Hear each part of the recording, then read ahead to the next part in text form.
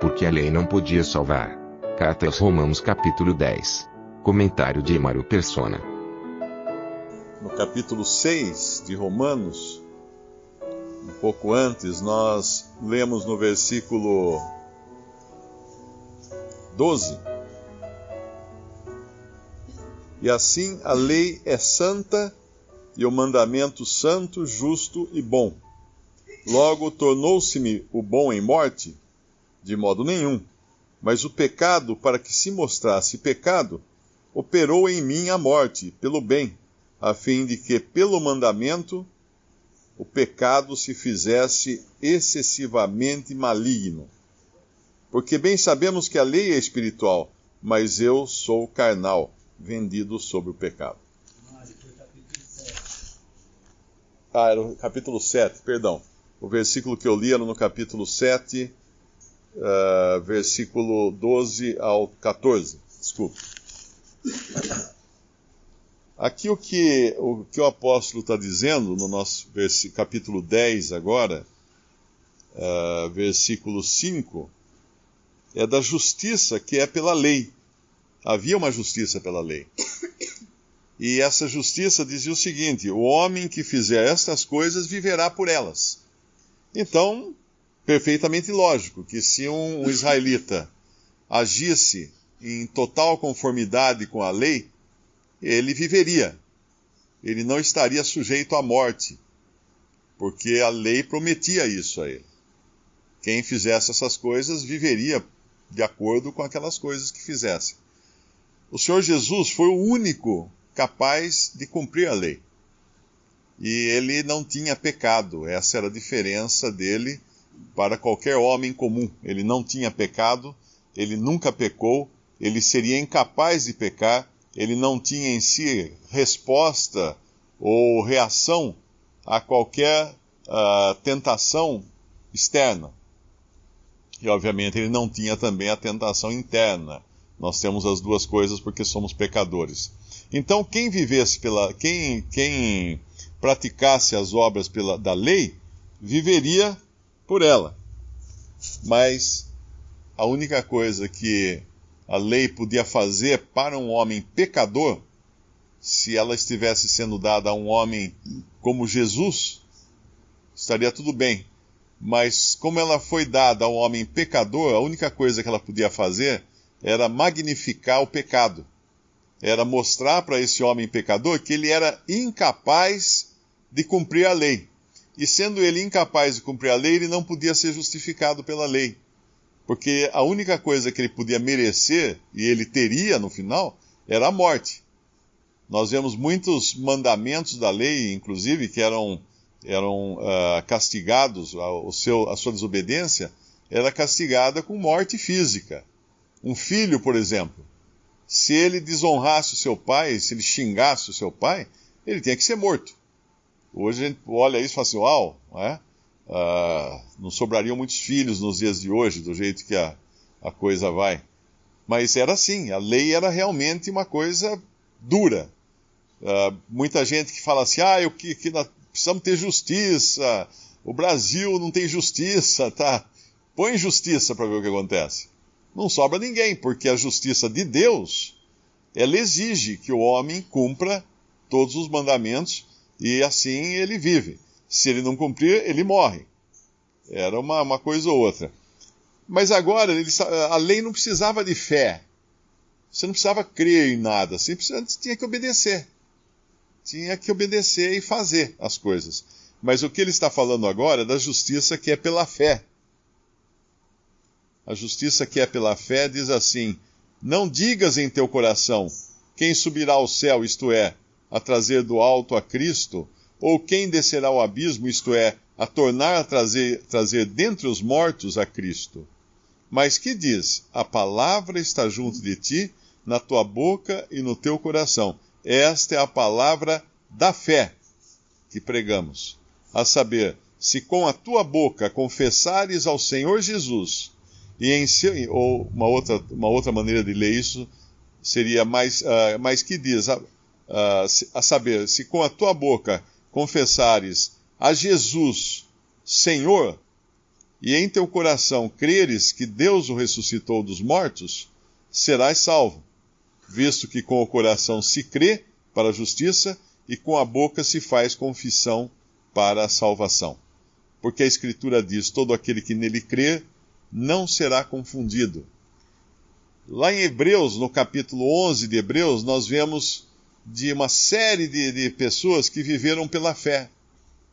Porque ainda que muitos deles viveram na época da lei, eles foram salvos porque eles creram somente. Eles não foram salvos porque eles cumpriram a lei, porque ninguém poderia cumprir a lei. Mas eles creram. Eles foram pessoas de fé.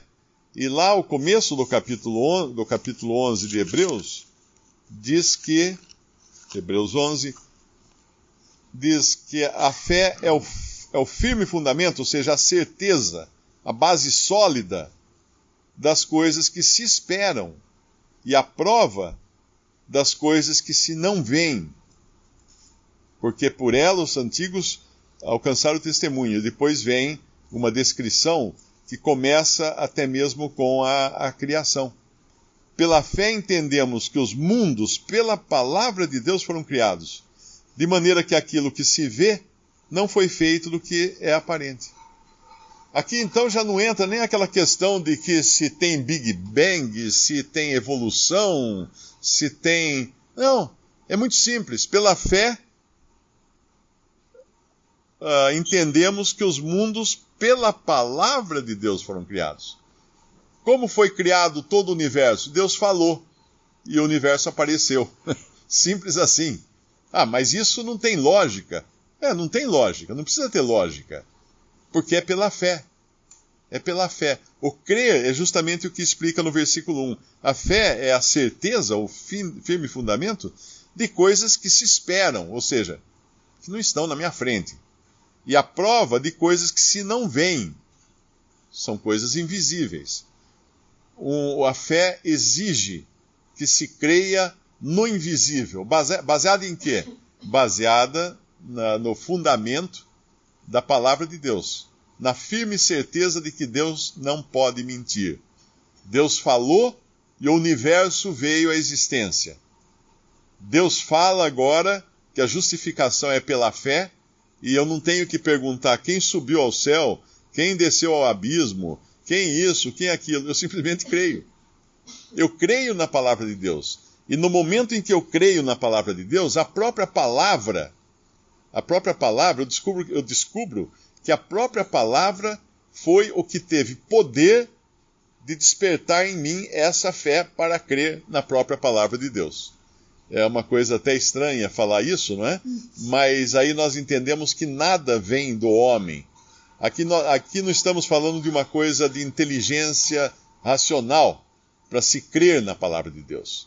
Em outra passagem, Paulo fala do nosso culto racional, porque é um culto inteligente a Deus, uma adoração a Deus que é feita de forma inteligente, não de uma forma totalmente aleatória, não, é uma coisa inteligente. Mas a fé, a salvação, a justificação pela fé, ela não é uma coisa questionável, porque é pela fé. Por que o Senhor fala que precisaria ter uma fé ser como um menino, né, para entrar no reino de Deus? Porque a criança, ela aceita. Você fala para uma criança que atrás do sol existe um planeta muito bonito, cheio de flores e animais e não sei o quê, ela vai contar para os amiguinhos: meu pai e minha mãe falou que tem um planeta atrás do sol que é cheio de flores e de animais. Ela creu. Ela aceitou como absoluta verdade uma coisa que você disse, que é absurda, né? Dando um exemplo aqui absurdo, mas ela acredita. Então a fé não pergunta, não questiona, não duvida. A fé descansa na palavra de Deus. A fé não... o Senhor Jesus, quando estava conversando com João, lá em João capítulo 3, ele fala assim,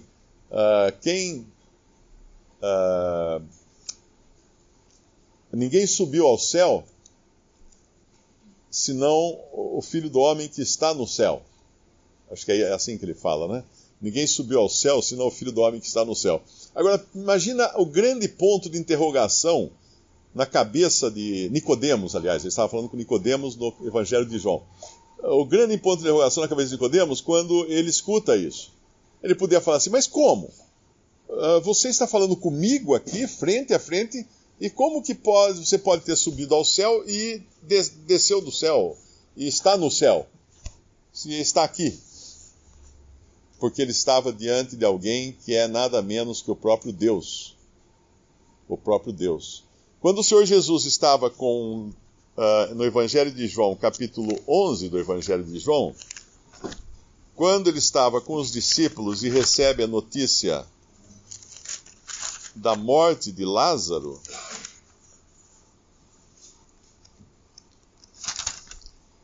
capítulo 11, versículo 6. E ouvindo, pois, que estava enfermo, ficou ainda 2 dias no lugar onde estava. Ele ficou 2 dias no lugar onde estava, porque, obviamente, todos conhecem a história de Lázaro. Ele não queria ir lá curar Lázaro da sua enfermidade. Ele queria ir lá ressuscitar Lázaro. Ele tinha um plano para Lázaro. No versículo 7, depois disso, disse aos seus discípulos, vamos outra vez para a Judéia. Agora que nenhum deles vai entender nada mesmo, porque um deles até fala, disseram os discípulos, Rabi, ainda agora os judeus procuravam apedrejar-te e tornas para lá? Entender os desígnios de Deus é uma coisa que muitas vezes está fora da capacidade humana, porque ele está falando numa esfera que é muitas vezes muito elevada, a não ser pela fé, para a fé. Para o raciocínio natural, primeiro, Senhor, por que o Senhor não vai já para a casa de Lázaro para curá-lo se ele está doente? Por que vai esperar 2 dias? Segundo, vou voltar para a Judéia. Senhor, lá quiseram te matar agora. Eles estão falando com aquele que é Deus e homem. E eles não sabem ainda. Eles não percebem isso ainda. E no versículo 9, o Senhor fala alguma coisa que tem conexão com o nosso capítulo. Jesus respondeu, não há 12 horas no dia? Se alguém andar de dia, não tropeça, porque vê a luz deste mundo. Mas se andar de noite, tropeça, porque nele não há luz. O que isso tinha a ver com o alerta dos discípulos de que ele seria morto, seria apedrejado, se ele voltasse para a Judéia? Porque ele fala justamente e responde com um enigma, né? Parece ser um enigma. Não há 12 horas no dia, se alguém andar de dia, não tropeça, porque vê a luz desse dia, mas se andar de noite, tropeça, porque nele não há luz. O que ele estava dizendo ali é que ele, que é a luz, não é? Sem pecado algum, sem trevas algumas, porque em Deus não há trevas nenhumas, a Bíblia fala. Ele não tinha que temer homem algum ou plano algum para matá-lo. Ele não tinha que temer nenhum plano para matá-lo, nenhum grupo, uma turba querendo apedrejá-lo. Ele não tinha que temer. Por quê? Porque ele, primeiro, não tinha pecado, ele não estava sujeito a ser morto. Isso que nós precisamos entender. Na cruz, o Senhor Jesus não foi morto. A responsabilidade, obviamente, caiu sobre aqueles que o mandaram para a morte, mas ele não foi morto. Ele entregou sua vida. Caso contrário, ele não teria morrido. Ele não morria, porque ele estava em total conformidade com a lei de Deus, por não ser pecador, por ser divino, por ser um ser divino, e por estar sempre na luz. Mas nas trevas, se andar de noite, tropeça, porque nele não há luz. E obviamente, para um homem normal, se ele fosse para a Judéia e os judeus tentassem matá-lo, eles iam conseguir matá-lo. Mas não para Jesus. Não para Jesus. Porque não havia qualquer homem que pudesse atentar contra a sua vida. E aqui, quando nós vemos isso no capítulo 10 de Romanos, da justificação que é pela lei, aí nós entendemos que a lei ela tinha como objetivo magnificar o pecado do homem, porque a lei era a placa de contramão. O homem olhava para a lei e falava, tá mal, eu não estou conseguindo. Então ele não tinha como ser justificado pela lei, e precisava agora ser justificado pela fé. Eu tinha falado que a palavra que gera na pessoa a capacidade de ouvir é o versículo 17 do nosso capítulo 10 de Romanos. De sorte que a fé é pelo ouvir, e o ouvir pela palavra de Deus. Alguma leitura apressada poderia dizer que a fé é pelo ouvir e ouvir a palavra de Deus. Mas não é isso que está dizendo aqui. O ouvir é pela palavra de Deus. Uma coisa que eu estava meditando hoje de manhã, onde nós encontramos então justiça em Cristo. Em Cristo. Por quê? Porque Ele é a nossa justiça. Lá não precisa abrir lá, só vou citar o versículo. Vós sois dele, em Jesus Cristo, o qual para nós foi feito por Deus sabedoria e justiça e santificação e redenção. Então ele é tudo isso para nós. Quando lá naquela passagem que eu falei de Lázaro, quando Maria está aflita e tudo, ele pergunta se ela crê na ressurreição, ela fala que crê na ressurreição no último dia. O Senhor Jesus não fala, eu vou ressuscitá-lo. Ele fala, eu sou a ressurreição.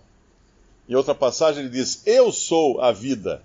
Eu sou a verdade. Eu sou o caminho. Ninguém pode dizer essas coisas a não ser Ele. A não ser Ele. Então qualquer coisa que eu vá buscar, eu só vou encontrar na pessoa de Cristo. Não no que Cristo ensinou a respeito dessas coisas. Mas na pessoa dele. Ele é o recurso, tanto para o pecador, ainda para ser salvo, encontrar nele a justiça de Deus para o pecador, como depois de salvos, onde nós encontramos tudo o que nós precisamos? Em Cristo.